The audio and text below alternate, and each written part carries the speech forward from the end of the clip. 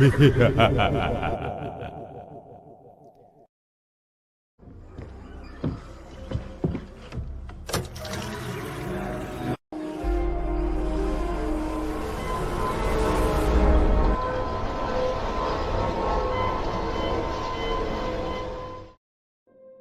historia lo recuerda como un monstruo. Un hombre cuya crueldad inspiró al vampiro más famoso de todos los tiempos, Drácula. Se dice que disfrutaba cenar viendo los cuerpos de sus enemigos retorcerse en estacas de madera. Pero, ¿quién fue realmente Vlad III, conocido como el Empalador? ¿Fue un psicópata sádico, un asesino en serie con corona, o simplemente un gobernante medieval desesperado por salvar a su reino de la destrucción absoluta? Hoy nos adentramos en la fría Valaquia del siglo XV para descubrir la brutal verdad detrás del mito.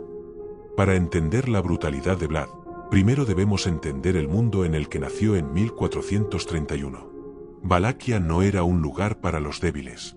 Era una zona de guerra constante, atrapada entre el expansionismo del Imperio Otomano y las ambiciones de Hungría.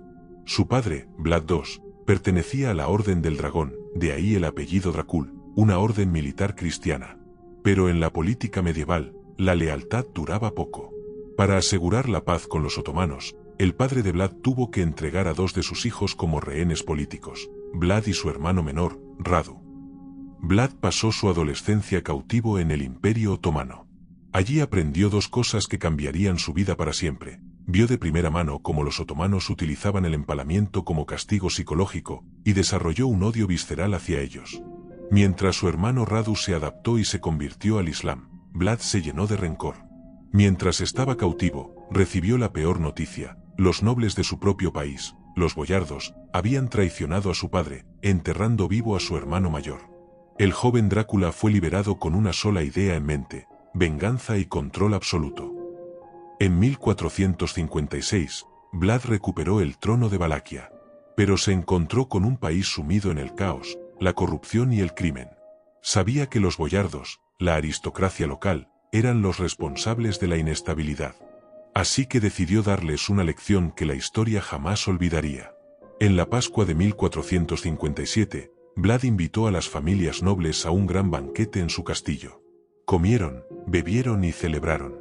Pero al final de la noche, la trampa se cerró.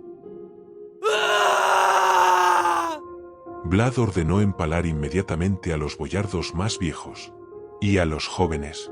Los obligó a marchar durante días por la montaña, sin descanso, para construir su fortaleza en los Cárpatos, el castillo de Poenari.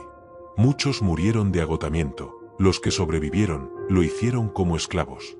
Vlad destruyó a la vieja nobleza y la reemplazó con hombres leales a él. El mensaje era claro: en Valaquia solo había una ley, la de Vlad. Aquí es donde entra la pregunta que muchos se hacen: ¿era un asesino en serie? No. Un asesino en serie mata por placer personal en la oscuridad. Vlad lo hacía a la luz del día, de forma masiva y con un propósito puramente político: el terror como herramienta de orden público y militar. El empalamiento era una muerte lenta y agonizante. Podía tomar días. Vlad no lo usaba solo por crueldad, lo usaba como un disuasor. Las crónicas de la época cuentan que Vlad eliminó el crimen de tal manera que colocó una copa de oro macizo junto a una fuente en la plaza principal para que los viajeros sedientos bebieran. Nadie, en todos los años de su reinado, se atrevió a robarla. El miedo a la estaca mantenía la paz interna. El verdadero desafío de Vlad llegó en 1462. El sultán Mehmed II, el temible conquistador de Constantinopla, marchó hacia Valaquia con un ejército de más de 60.000 hombres. Vlad, con un ejército 3 veces menor, recurrió a la guerra de guerrillas, envenenando pozos, quemando aldeas y realizando ataques sorpresa nocturnos. Sin embargo, el golpe definitivo no fue con espadas, sino con la mente. Cuando el ejército otomano llegó a las puertas de la capital, Trgovite, se topó con una escena de pesadilla que paralizó a los soldados más veteranos del mundo. Frente a ellos se extendía el bosque de los empalados, más de 20.000 prisioneros otomanos y boyardos traidores ejecutados en estacas que cubrían kilómetros. El olor y la visión eran tan espantosos que el mismísimo sultán Mehmed II, un hombre acostumbrado a la crudeza de la guerra, se dio la vuelta y ordenó la retirada, diciendo que no podía quitarle la tierra a un hombre que hacía cosas tan grandiosas y monstruosas con tal de conservarla. A pesar de sus victorias, la suerte de Vlad se terminó. Fue traicionado, encarcelado durante años en Hungría. Con el tiempo recuperó cierta libertad, se convirtió al catolicismo, al menos oficialmente, se casó y, finalmente, en 1476 recuperó el trono de Valaquia por un breve periodo. Sin embargo, gobernó solo unos meses antes de morir en combate o en una emboscada. Las circunstancias exactas de su muerte todavía son debatidas por los historiadores.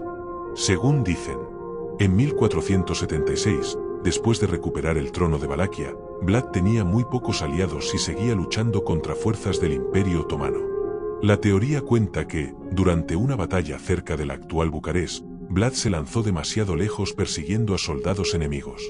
Algunas crónicas dicen que llevaba armadura otomana o que estaba rodeado de combatientes turcos, por lo que sus propios hombres lo confundieron con un enemigo y lo atacaron. Otra versión dice que un grupo de jinetes otomanos logró infiltrarse y matarlo en medio del caos.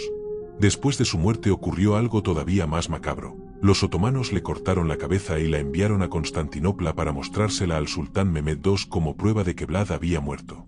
Irónicamente, la campaña de difamación contra él comenzó en vida.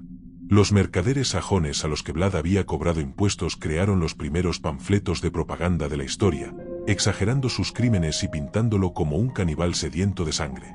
Siglos después, en 1897, un escritor irlandés llamado Bram Stoker leyó sobre este sanguinario príncipe de Valaquia y usó su nombre para dar vida a su conde vampiro. De hecho, en la actual Rumanía algunas personas lo recuerdan no tanto como un monstruo, sino como un gobernante duro que intentó defender su territorio de invasiones y combatir la corrupción, aunque sus métodos fueron extremadamente violentos. ¿Y tú qué piensas? ¿Crees que las tácticas extremas de Vlad estaban justificadas por el contexto de su época, o cruzó una línea que ningún gobernante debería cruzar? Déjamelo en los comentarios. Si te gustó este viaje a la historia más oscura, dale like, suscríbete y activa la campanita para no perderte de nuevo contenido. Te ha hablado Rainy y te deseo una feliz mañana, tarde o noche, donde sea que estés. Viajero de lo desconocido.